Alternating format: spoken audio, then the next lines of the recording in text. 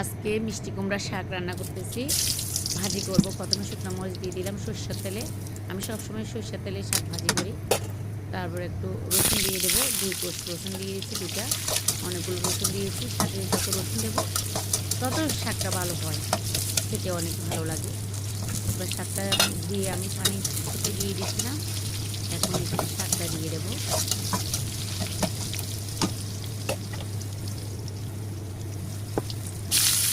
শাকটা দিয়ে দিচ্ছি।